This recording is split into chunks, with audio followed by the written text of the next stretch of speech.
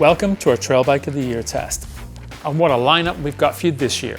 But before we get into the test proper, I want to introduce you to the individual bikes in the direct sales category. So say hello to the Propain Hugene.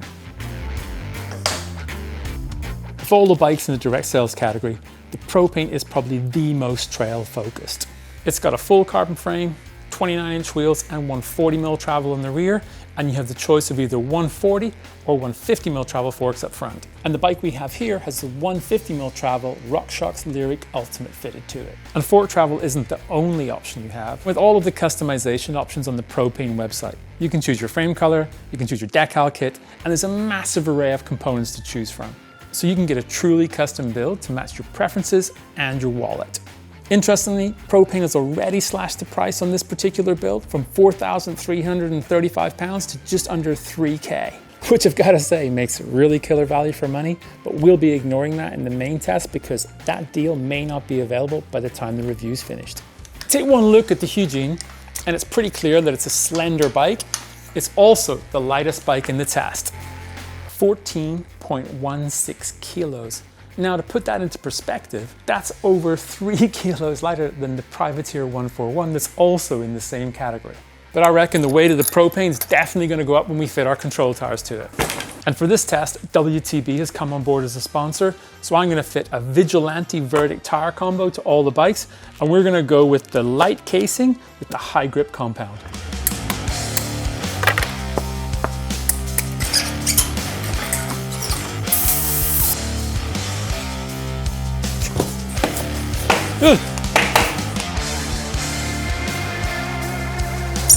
I'm also going to fit WTB wavelength grips to all of the bikes and Volt saddles so that all of the contact points are identical.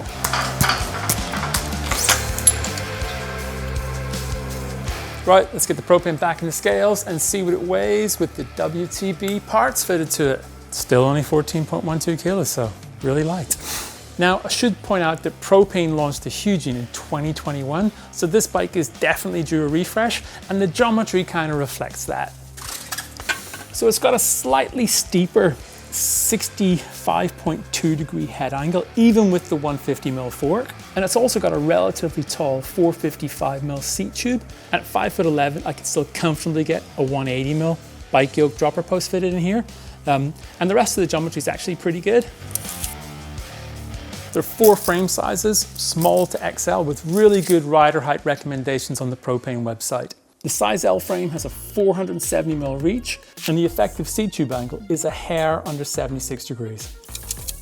Which means you get a really long 625mm top tube. And what's really interesting is the Propain is the only bike on test with 0 geometry adjustment.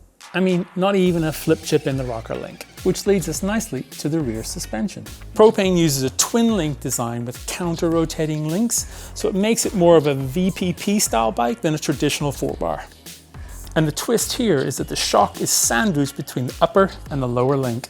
This doesn't isolate the shock from pedal forces, but it does allow Propain to change the progression rate for different travel bikes. Rear travel on the Hugene is 140mm.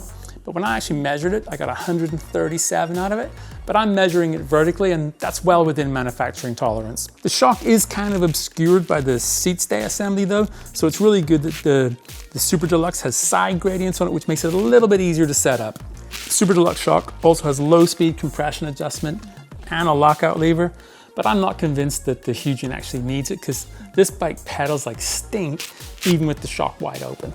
If anything, I'd actually prefer a slightly lighter compression tune on the shock, just so it opens the suspension up a little bit more and allows it to absorb those high frequency impacts on the descents. Hopefully the soft compound WTB tires can help with that. Another nice weight saving touch is the full carbon upper link, and with dirt shields on the bearings, the Hugene should also be really reliable. I also like the custom chainstay protector, which helps reduce chain slap, and the overall finish of the bike is really good. And even after just a couple of rides, it's pretty clear to me that Propain's focus with this bike was reduced weight and increased pedaling efficiency. It's clearly not a short travel enduro bike then, but is the Propain Hugene a good enough all-rounder to be our trail bike of the year? Well, that remains to be seen because it faces stiff competition from Privateer, YT, and Canyon. So if you haven't done so already, make sure you subscribe to the channel so you don't miss the main test.